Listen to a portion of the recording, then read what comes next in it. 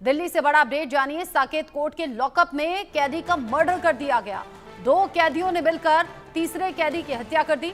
Tihar jail से पेशी के लिए ये सभी लाए जा रहे थे और उसी दौरान जब साकेत कोर्ट के लॉकअप में इन्हें रखा गया तभी 2 कैदियों ने मिलकर एक कैदी की हत्या कर दी है। इस खबर के बाद हड़कंप मचा हुआ है। तिहाड़ से पेशी के लिए इन्हें साकेत कोर्ट लाया गया था और उसी दौरान ये घटना घटी है। सवाल ये जो 2 कैदी थे उन्होंने किस तरीके से हत्या की है? क्या कोई हथियार इनके पास था? क्या कोई धारदार चीज इनके पास में थी? और कैसे ये सब कुछ हो गया? क्या आसपास कोई पुलिस वाला नहीं था जिस वक्त मारपीट हुई, या फिर जो भी इनमें आपसी रंजिश थी या कहासुनी शुरू हुई तब कोई पुलिस वाला मौजूद क्यों नहीं था? कैसे लॉकअप के अंदर, वो भी साकेत कोर्ट के लॉकअप के अंदर, इस मर्डर को अंजाम दिया गया? इसको लेकर कई सवाल अब उठ रहे हैं। तिहाड़ जेल से पेशी के लिए लाए गए थे ये कैदी, 3 कैदी, जिसमें बड़ी अपडेट ये कि 2 कैदियों ने मिलकर तीसरे कैदी को मार डाला, मर्डर कर दिया, वो भी साकेत कोर्ट के लॉकअप में।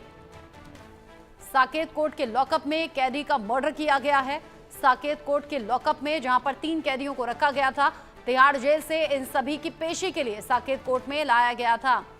आदित्य कुमार इस खबर को लेकर जुड़ गए हैं ज्यादा अपडेट के साथ। इंडिया न्यूज संवाददाता मेरे साथ में।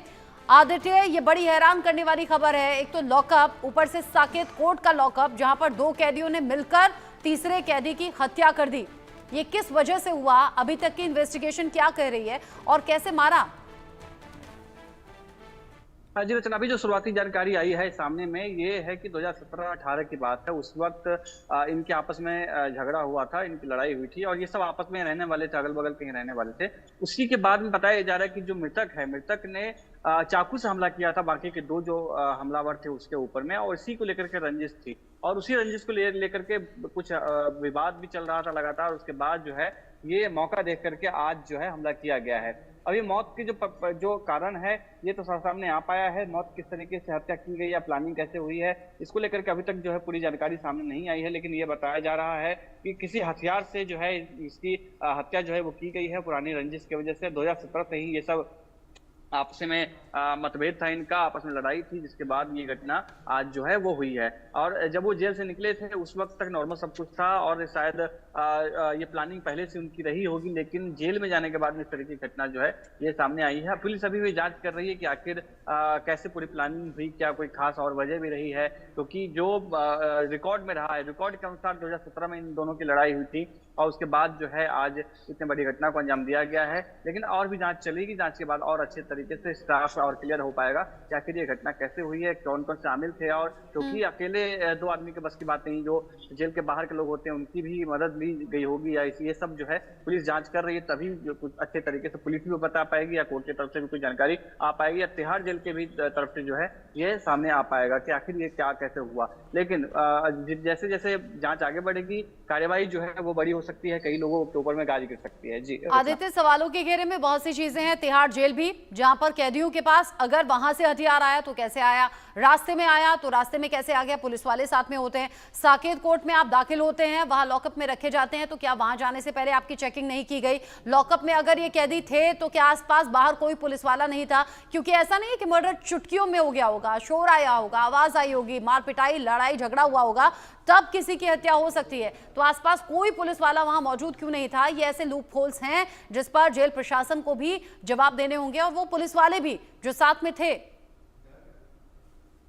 जी बिल्कुल, आपने तस्वीरें देखी होंगी। तस्वीरें जो आई हैं उसमें चारों तरफ दिख रहा है कि खून के छींटे जो हैं वो पड़े हुए हैं और वहां पे साफ सफाई की जो है कोशिश की गई है। तो हल्का हल्का आपको वो गीला सा दिखेगा, पूरा कमरा दिखेगा। एक तस्वीर आई थी सामने में जिससे साफ पता चलता है कि किसी हथियार के बल पर ये पूरे कांड को जो है अंजाम दिया गया है। लेकिन जैसे आपने कहा कि आखिर सवाल उठता है कि इतने बड़े अपराधी जो हैं वो चाकूबाजी में गिरफ्तारी हुए हों या किसी भी तरीके से गिरफ्तारी हुए हो। तिहाड़ जेल में जाने का मतलब है कि कुछ बड़ा आरोप उन पर रहा होगा और वहां से आने के बाद जब ये कोर्ट में थे तो कोर्ट में भी प्रवेश करने से पहले भी कई तरीके की चेकिंग की जाते हैं। और द्वारका जो तिहाड़ जेल है वहां से साकेत कोर्ट का जो डिस्टेंस है वो भी अच्छा खासा डिस्टेंस है। इस बीच में जो है पुलिस, क्योंकि जिस पुलिस की गाड़ी में आए होंगे वो पूरे तरीके से बंद होते हैं, वहां जो वाहन होते हैं चारों तरफ से वो सील पैक होते हैं, किसी तरीके से भी वो अंदर से कुछ ऐसे देने या लेने की जो व्यवस्था है वो नहीं होती है, कहीं रुकने की व्यवस्था नहीं होती है कि अगर आप जेल से आ रहे हैं कोर्ट में तो क्या स्टॉपेज होना है, कितना देर क्या रुकना है, क्या टाइमिंग होगी वहां से वहां जाने तक की, ये सारी चीजें रिकॉर्ड किए जाते हैं कि कितने समय लगे, कहाँ तक आप कहाँ पर कितने देर रुके। कोई व्यवस्था ऐसी नहीं होती कि आप कहीं पे 10 मिनट के लिए खड़े हो जाते हैं और कहीं रुक जाते हैं। ये सारी व्यवस्थाओं को देखते हुए जो है, सुरक्षा व्यवस्था को देखते हुए व्यवस्था की जाती है।